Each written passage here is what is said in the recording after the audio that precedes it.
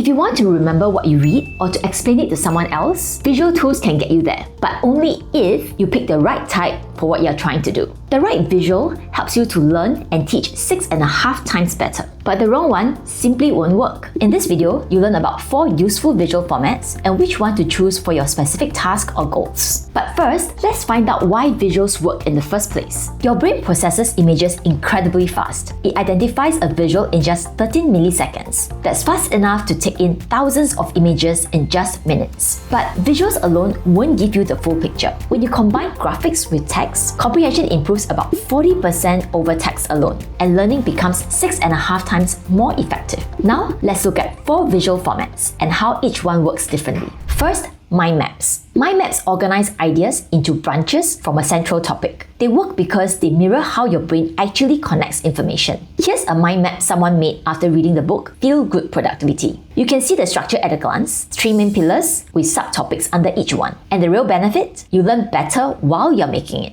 Here's another mind map for the same book with a lot more detail. Can you see how 2 people can see the same book so differently? And here's the catch. Will you be able to understand someone else's mind map and vice versa? Take this example. The mind map uses short keywords like sustain, unblock, and energize. If you've read the book, you can fill in the gaps mentally. But if you haven't read the book at all, then someone else's map becomes practically useless, because you won't be able to make sense of their mental map or keywords. In short, mind maps work for self-learning to reinforce the ideas in your own mind. They're great for remembering ideas for yourself, but not for explaining them to others. Next, let's look at videos, the exact format that we're using right now. Video summaries. When it comes to books, you can find video summaries everywhere. Search any popular book on YouTube and you'll find a range of book summaries. Some are animated, narrated, or both. Video summaries are fast, so you can get through a book's main ideas on a lunch break. And you can share effortlessly. Just send a link. But here's the catch. Videos are linear. Once a frame passes, it's gone. To revisit a point, you have to rewind and replay. And if you're sharing with someone else, they must carve out the same time and focus to sit through it. There's also the problem of structure. Try pausing a video summary and recall how it was organized. Most people cannot,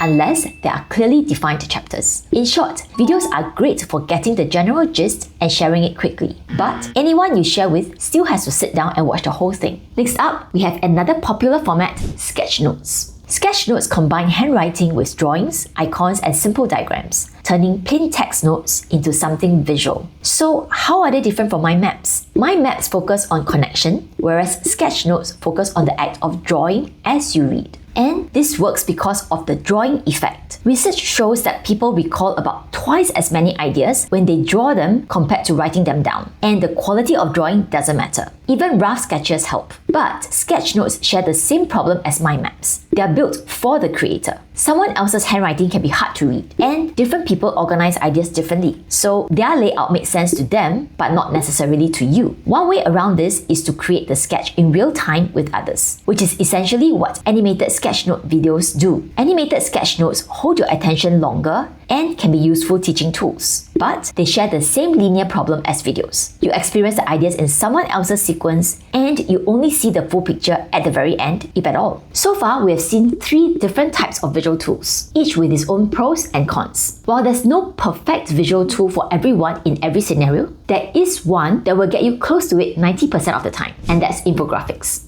Let's return to the book Feel Good Productivity. Infographics combine images with supporting text. They are structured for a quick overview, but detailed enough for focused learning. But not all infographics are created equal. Most of what you see online are simply graphics with a few data points. They're useful, but not detailed enough for deep learning. A good infographic is so powerful that you can even take in an entire book at a glance. It is clearly organized, so you can see the content structure or hierarchy. And it's self-explanatory, which means using complete phrases in each section, not just keywords, with graphics purposely designed to show the concept, not generic images inserted as decoration. Unlike videos, you see everything at once. No waiting, no sequential timelines, and you can zoom in on what you need or zoom out to see the big picture in any sequence. And when you share an infographic, the other person can also jump in at any point at their own pace. In short, a well-structured infographic can overcome most of the gaps in the other formats, allowing you to maximize self-learning or to share effectively with others. All 4 formats are useful in their own ways. If you are learning for yourself and willing to invest time to create something, mind maps and sketchnotes videos are excellent. The very act of building them is what makes the idea stick. And if you want a quick overview of a book to learn or share, a video summary gets you there quickly. But if you need to understand the detailed ideas yourself and share them with others, a well-structured infographics gives you the best of all four. That's exactly why Read Infographics chose to use this format. At Read Infographics, every book summary set includes a one-page infographic like the one you just saw for Feel Good Productivity, along with 2 additional formats, a detailed text summary for those who want to deep dive into each book, and an audio summary for when you're on the go. Start with a free summary at readingraphics.com and make visual learning yours today.